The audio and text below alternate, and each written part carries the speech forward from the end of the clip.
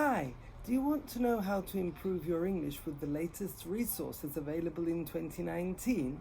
Well, carry on watching.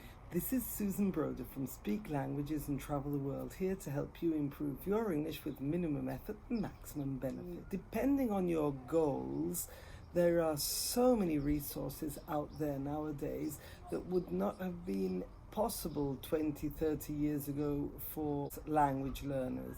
20, 30 years ago, you had to go to traditional lessons, you had to buy books, you had to have a private tutor or classes. It was very difficult to learn on your own. Nowadays, I think people aren't even aware of how many possibilities there are, starting from listening to native English. Now, all you need to do is to turn on the radio, to browse on the internet. There are massive possibilities of listening to the real language, also colloquial language or academic language. You can listen to all these resources and improve your listening. Now, as soon as you improve your listening, it gives you a chance to also improve your speaking, your pronunciation.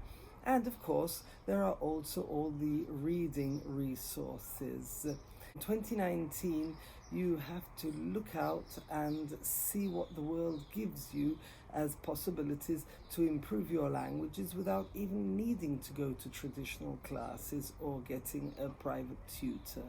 So, depending on what your goals are, you have to improve your various skills.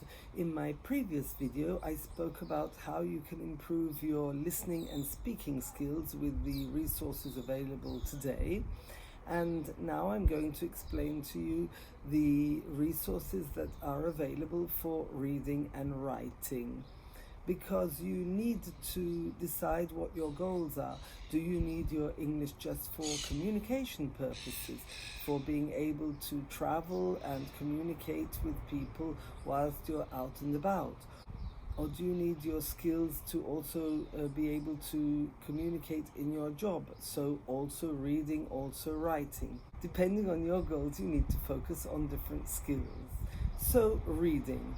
Apart from reading books, and I recommend reading audiobooks so you can listen on your own whilst you're traveling. You can read when you haven't got time to listen, but you can also listen and read together, which improves your listening skills and your reading and pronunciation skills. I'll put any links in the description below. Apart from the obvious books you can buy in the bookshop or on Amazon, I've often mentioned a free resource of audiobooks, which is englishereader.net. There you can get abridged readers, which are very interesting and not too easy. But of course, if you want to keep up to date with the latest news and the latest language, you should be reading something which is more about current events. So the best way is to browse the internet, because there are many possibilities to download newspapers which are often free. For example, The Guardian is an excellent British newspaper, and if you wanted to really read everything that's on The Guardian, you would be spending all day on it. It has current news, but also culture, arts, music, sports, anything you're interested in, and it's totally free, and the quality of the articles is top. So that's one newspaper I would definitely recommend, but there are many others that you can check out and browse yourself. The important thing is to avoid the sensational tabloids, which don't really give you much except for maybe modern language. Paper which is between top quality paper and the tabloids is Metro, which is often found free also around on public transport, in shops, but you can also find the online version. That's actually not a bad paper, because it's conceived for the average reader, and there's a lot of colloquial language in it. Also in the advertisements, it's worth looking at the advertisements too. You learn a lot of English, a lot of up-to-date English also by looking at the advertisements. So definitely choose a newspaper, or even you could get a magazine off of Issuu, Issuu, Issuu.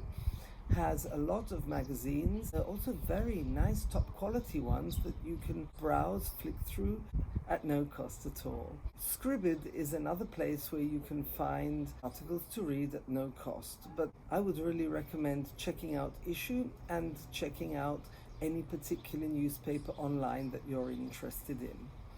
There is a very good online newspaper also for children if you'd like to involve your children in it.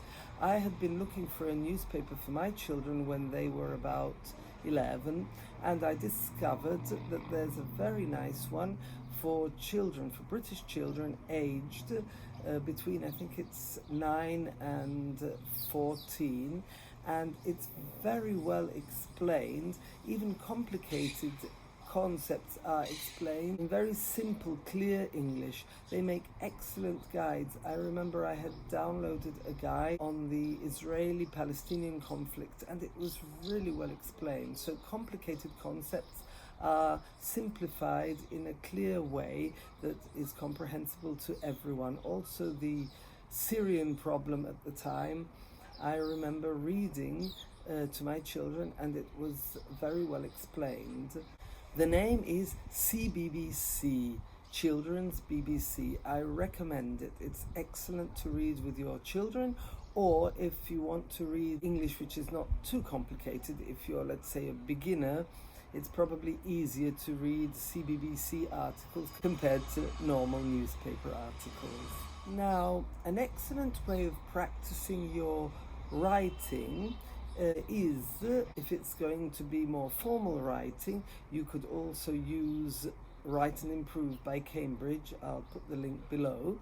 But what I find excellent if you want to be very interactive is to go on one of the language exchange sites, which will give you the possibility, usually at no cost, to exchange an hour of conversation or written correction with a native speaker of the language you're studying. So presuming you're studying English and you are maybe French, you could offer an hour's French conversation and maybe anything that the particular person is interested in, such as correction, in exchange for English conversation. So you exchange your native language and you receive someone else's native language, which in your case will probably be English.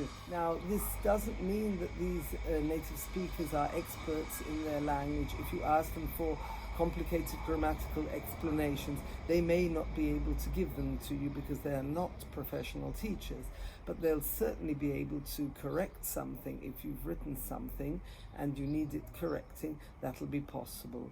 So the idea is to go on one of these websites or download one of these apps and find a partner that you hit it off with, that you get along with, and with them you can then organize your lessons as you like. You give an hour or half an hour of your time to them, and they'll give you in exchange half an hour of their time, and it's an excellent way of getting your work corrected. So this is something I recommend. Some excellent websites for doing this, or they even have apps I think that you can download, are HelloTalk, Bilingua, Tandem, and High Native.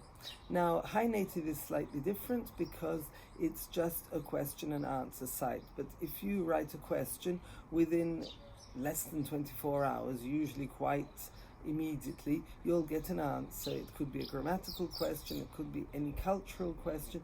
You ask a question and they'll reply.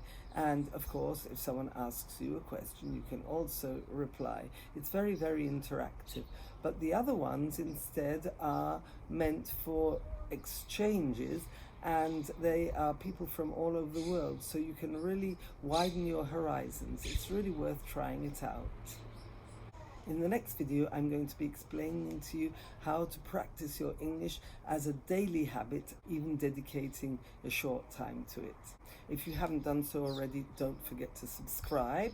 Hit the notification bell so you'll be notified the next time I upload a video. I hope this was useful for you, and that's all for today. Bye!